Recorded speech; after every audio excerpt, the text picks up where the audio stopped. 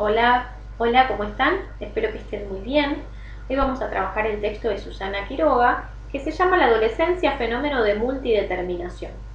Bueno, la semana pasada hicimos un repaso. Este texto podemos pensarlo también que viene como a cerrar un poco lo que trabajamos anteriormente y bueno, y ahora van a ver por qué.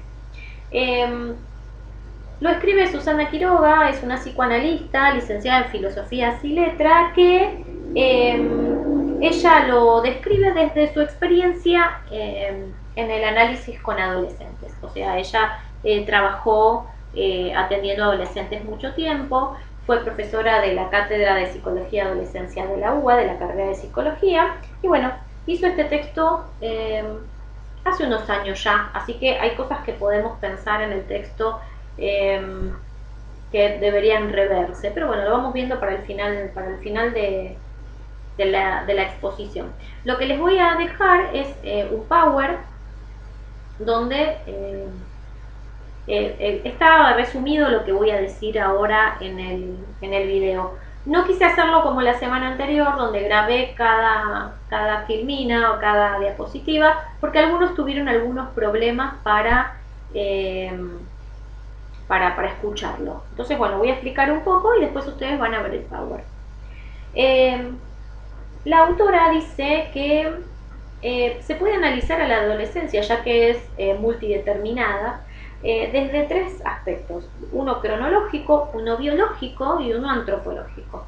En este caso, en el capítulo 1, nosotros solo vamos a ver el cronológico. Vamos a dejar el biológico y el antropológico porque después vamos a focalizar en el psíquico, que es lo que nos interesa para conocer ustedes como profesores a los alumnos que van a tener cuando trabajen en alguna escuela media. Entonces empecemos por la parte cronológica y ella va a decir que tiene que ver con, o sea, más allá de que haya una cronología y un trabajo psicológico fuerte en este momento, en este ciclo vital, pero primero comienza siendo un hecho biológico. Esto dice el autor, ¿no? Entonces, el crecimiento del cuerpo y el funcionamiento de las hormonas sexuales para este crecimiento va a determinar el cambio corporal en un niño que se convierte en un adulto. Pero que no solo este proceso es esencial, sino los procesos históricos y culturales, como vimos en el texto de Samuto.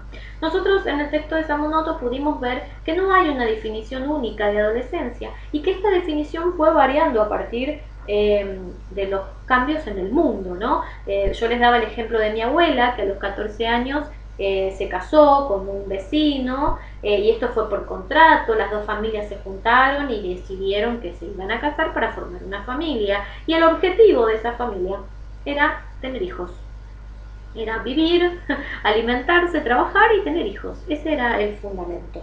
Entonces ahora podremos pensar que hay muchas parejas que se casan para tener hijos, pero hay muchas parejas que no se casan, hay personas que tienen hijos y no tienen pareja. Entonces pensemos que estamos en otro contexto histórico, ¿no? Del que yo les contaba de cómo era mi abuela. Bueno, entonces ya tenemos acá la idea de que el adolescente cambia su cuerpo, ¿no? Entonces, ella va a dividir la adolescencia en tres fases. Va a decir, hay una adolescencia temprana, una adolescencia media y una adolescencia tardía. Entonces, la adolescencia temprana, y dice algo muy interesante que cuando yo se los digo a mis alumnos en el profesorado, cuando estoy dando clase, me dicen que ¿cuántos años? La adolescencia dura 20 años aproximadamente. Y les parece mucho, ¿no? Como 20 años. Y bueno, pensemos que se es un prepúber a los 8 y se termina siendo un adolescente tardío o ya un adulto a los 28 años. Entonces ella va a dividir la adolescencia en adolescencia temprana, media y tardía. Vamos a la adolescencia temprana. La adolescencia temprana comienza a los 8 años y ella la va a dividir así: en un primer periodo, prepubertad, de 8 a 10 años, la pubertad propiamente dicha, de 10 a 14 años, y una tercera subfase dentro de esta primera fase de adolescencia temprana, la adolescencia temprana propiamente dicha, de los 13 a los 15 años. Y va a describir, ¿no? Cada etapa de esta fase de la adolescencia. Entonces Entonces va a decir que, bueno, lo primero que encontramos en un adolescente temprano es un cambio primero que empieza a cambiar el cuerpo, y segundo es un cambio de la motricidad, que está relacionada con el proceso de mielinización de las vías de conducción neurológicas. O sea, hay algo ahí neuronal que yo no podría explicar porque no soy neuróloga, donde hace que el niño se muestre muy corporal, ¿no? A mediados de la adolescencia, de la pubertad, en realidad de los 10 a 14 años, esto va mermando y llegamos a una adolescencia temprana, propiamente dicha, de 13 a 15 años, donde ya el movimiento corporal frena un poco, ¿no? Y ahí es donde ya tenemos un cuerpo biológico muy parecido al del adulto. Luego de la adolescencia temprana comienza la adolescencia media, que dura de los 15 a 18 años. Aquí el adolescente tiene una conducta un poco más ordenada, ¿no? En cuanto al cumplimiento de las normas escolares. La primera etapa es una etapa de más rebeldía, de movimiento corporal, y esta segunda es una etapa donde el adolescente se encuentra un poco más como aceptando un poco más las normas sociales. En este momento es importante el encuentro con el otro sexual, ¿no? Ella va a decir, bueno, las apariencias secundarias sexuales, como el cambio de cuerpo en las mujeres y en los varones, hace que se atraigan, ¿no? Que esa es una cuestión que uno podría preguntarse y pensarlo, no tomarlo tan así como lo dice la autora. Porque nosotros en realidad tenemos textos, pero nosotros podemos interpelar al texto, preguntar cosas al texto, y también podemos no adherir a lo que dice un autor, ¿no? Podemos pensar diferente. Bueno, ella dice esto, que estos caracteres secundarios hacen que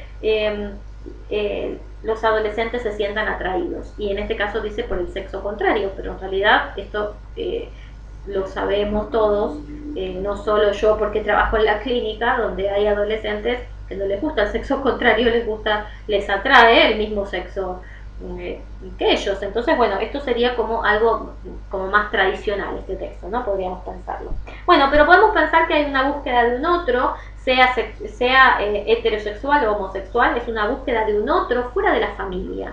Porque hasta ahora la libido, y cuando digo libido hablo de energía que me conecta con los otros, no hablo de una libido que podríamos decir, como nosotros la llamamos normalmente, cotidianamente, la libido sexual, sino es una libido que sí, también viene de un origen sexual, pero que está cargada de energía, por lo cual yo me relaciono con el otro. Entonces, deja de ser tan importante la relación con los padres y vamos a ir hacia afuera a buscar un otro fuera del hogar, que a eso ella llama una búsqueda exogámica, ¿no? Del objeto de amor. Entonces, los primeros encuentros sexuales, las exploraciones del cuerpo, esto va sumado con algo muy importante en esta etapa. En la adolescencia media, el grupo pasa a ser sumamente importante. Este amor fraternal que se busca en el afuera, ¿no? Entonces, ser parte de un grupo con la identificación a un líder, ¿no? Este líder totalmente idealizado, que puede ser si un adolescente es religioso, puede ser el cura, el pastor, si no la música, un youtuber, alguien por fuera de la familia que va a captar la atención y el interés, ¿no? A mí me pasa con mis pacientes adolescentes que me dicen que ellos cuando sean grandes quieren ser youtubers, ¿no? Que pasan a ser ídolos los youtubers, ¿no? Quiero ser como él. Después no importa si la adultez es un youtuber o no tendría importancia eso, pero o sea, saco la libido de estos padres que antes eran lo más maravilloso del mundo y ahora son lo más insoportable del mundo, no los soporto, no los tolero, y tengo que poner esa energía en otro lugar para quedar amarrado, como decía el ejemplo del barrilete, ¿no? Para no quedar suelto, esto de chicos en banda, de quedar como suelto en la pendiente. ¿De dónde me agarro? Bueno, me agarro de eso, de líderes, de un grupo, lo cual a veces llega a ser sumamente peligroso, como se ve en la película La Ola. Por eso digo que este texto viene a traer un poco todos los textos que vimos y las películas, ¿no? Que estuvimos trabajando. Entonces pensemos o lo mismo pasa con los procesos de bullying, ¿no? De cómo aceptar lo que un líder un poco nefasto quiere, hace que todo el grupo vaya hacia un lugar agresivo, de daño al otro, ¿no? Entonces, bueno, tenemos que pensar que esos cambios en la adolescencia son necesarios para desembestir toda la energía libidinal que está puesta en los padres. El adolescente se siente frente al padre como nos hemos sentido alguna vez de niños cuando nos enteramos que los Reyes Magos no existen. Sentimos un engaño, nos engañaron, no eran lo que pensábamos. O sea, me mintieron. Bueno, esta sensación es la que tiene el adolescente frente a sus padres.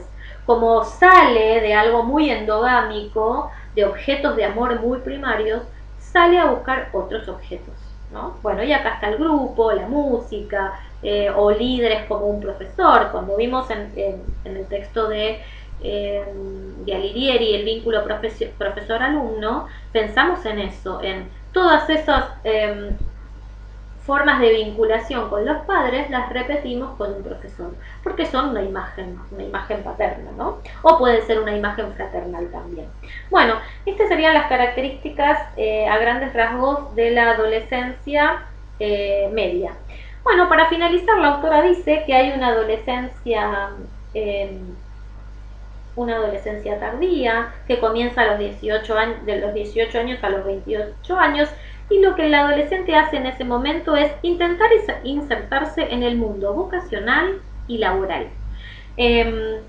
Acá dice, que es otra cosa que yo me pregunto si será así, ¿no? Dice, y el encuentro de una pareja estable, ¿no? Nos estaríamos preguntando si todo el mundo quiere tener una pareja estable, ¿no? Hoy en día que podemos hablar de poliamor y de otras cuestiones, por eso digo el texto, uno cuando lee un texto tiene que pensar quién lo escribió, cuándo lo escribió, cómo lo escribió, e interpelar el texto. ¿Qué sería interpelar el texto? Sería ponerlo a trabajar, preguntar cosas sobre ese texto, ¿no? No tomarlo tal cual así y repetirlo como un loro. Uno tiene que pensar qué está leyendo, qué nos está diciendo el autor, ¿no? Entonces, bueno, pasa que en esta etapa hay un sentimiento de soledad importante. ¿Por qué? Porque todas esas imágenes parentales que quedan desembestidas hacen que se sienta, bueno, ¿quién soy? ¿Y qué voy a hacer? ¿No? Ahora, a partir de ahora, que ya no soy un niño que vive en la casa con mamá y papá, o con cómo fuera conformada mi familia, no importa eso, ¿no? Sino, bueno, y ahora es como diferenciarse del yo y del no yo.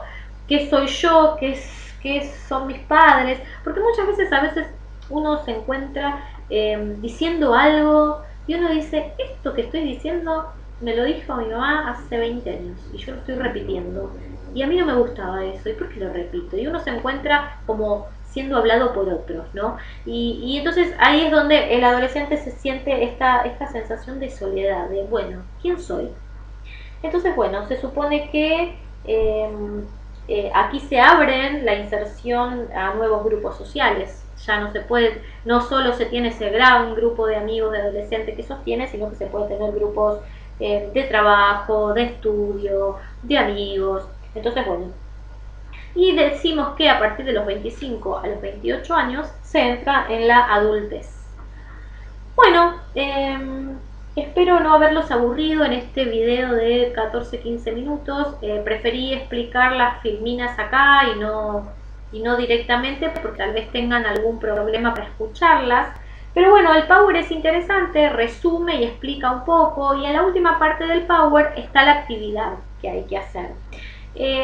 Yo les hablo de Derrida, que es un pensador que se pregunta sobre cosas y trae una palabra que es de construir, ¿no? De construir un texto, de construir una teoría, ¿no? De construir. Cuando leamos este texto y cuando leamos el de Averasturi, que fue escrito hace muchos años, creo que en 1930, 40, donde se analiza al adolescente y Averasturi lo analiza muy bien, ¿no? Pero es hija de su época y no puede correrse un poco ahí de su época. Es como cuando hablamos de Freud y que su teoría es un poco machista, pero él vivía en 1890, la forma de ver el mundo era así. ¿Se puede ser diferente en una época donde uno está atravesado por lo que sucede? Sí, se puede ser diferente. Por ejemplo, Simone de Beauvoir era una persona diferente a su época, planteaba con su pareja una relación abierta, y estamos hablando de la misma época.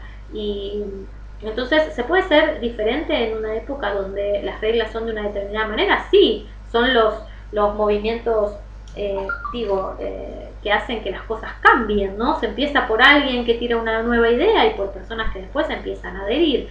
Entonces, la idea es de construir el texto. Entonces, una de las actividades que yo les propongo es qué les hace pregunta del texto. ¿Hay algo que les hace pregunta? ¿O ese texto, así como lo leen, les parece bárbaro y lo compran así como está?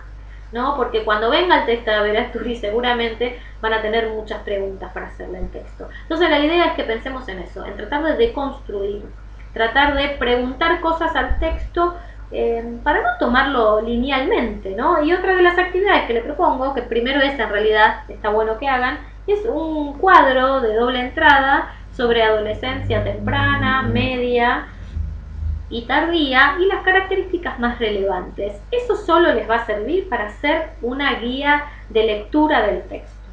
Pero después preguntémonos otras cosas, preguntémonos por qué nos quiere decir la autora, hacia dónde quiere llegar. Sigamos preguntándonos por qué es la adolescencia. Bueno, les dejo un saludo, espero no haberlos aburrido, y les dejo el Power también para que lo puedan ver. Nos vemos en alguna otra oportunidad porque en algún momento voy a preparar algún otro texto. Les dejo un abrazo.